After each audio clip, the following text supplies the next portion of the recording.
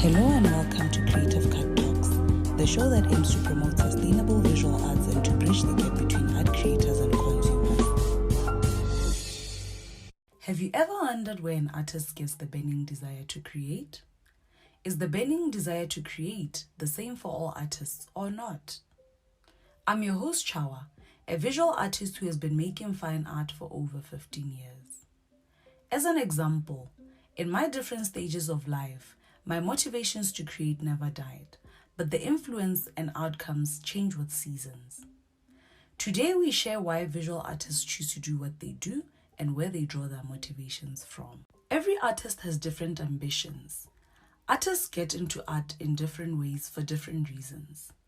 Motivations only make a small part of what it truly takes to become a great artist. Talent, skill, creativity, and putting in some work are crucial to becoming a successful artist. But nonetheless, motivation and inspirations are what fuels the artist. At different stages of life, the same artist may produce different types of work. That is why in history, we see artists growing with movements. As we go through life, our experiences shape us.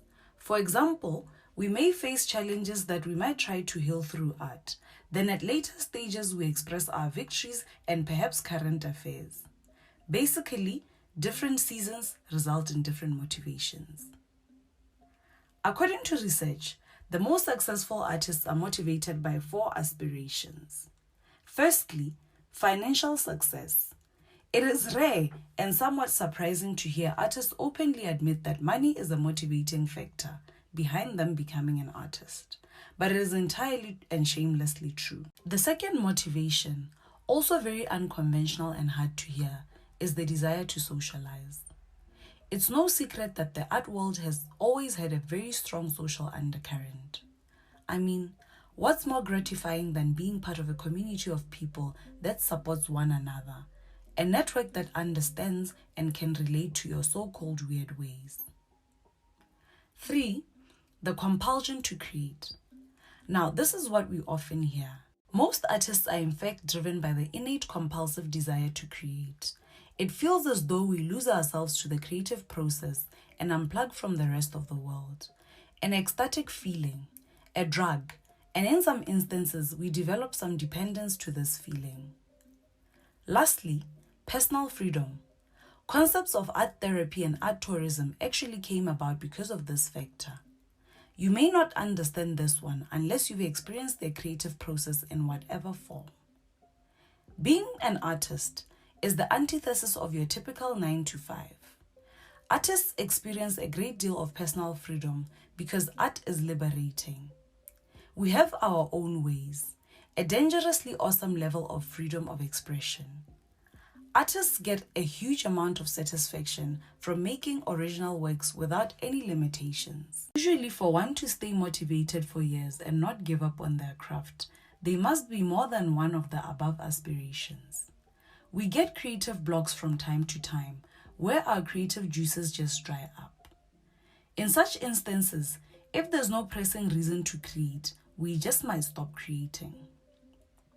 It's like going to the gym. Once you start working out, your body craves more workouts. But if, for example, there's no strong and binding fitness goal, then you simply might stop training and eating a certain way. But if you are backed up by a certain pressing goal, for example, your health, then you won't stop until you reach the desired goal. Similarly, if, for example, your art is your bread and butter, you are compelled to push through and reach certain production targets and ultimately improve your profile. Whether it's a career or hobby, we make art because there's something inside us that needs to get out. Visual artists have a desire to express what they feel and to create something of great value. Interestingly, even in commission works, where reference pictures are given, we see what we call an artist's signature style. We at times hear talks about a muse, that is, a person who serves as an artist's inspiration.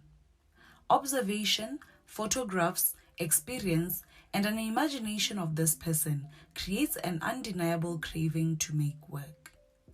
Actually, anything in our environment and even our thoughts can be a muse.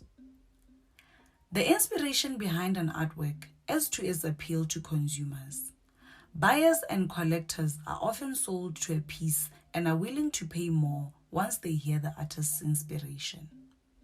It is almost as though they grow an instant connection with the work as the story brings it to life. Thanks for tuning in. See you next week as we talk about art collectors. Creative Cut, filling the creator-consumer gap.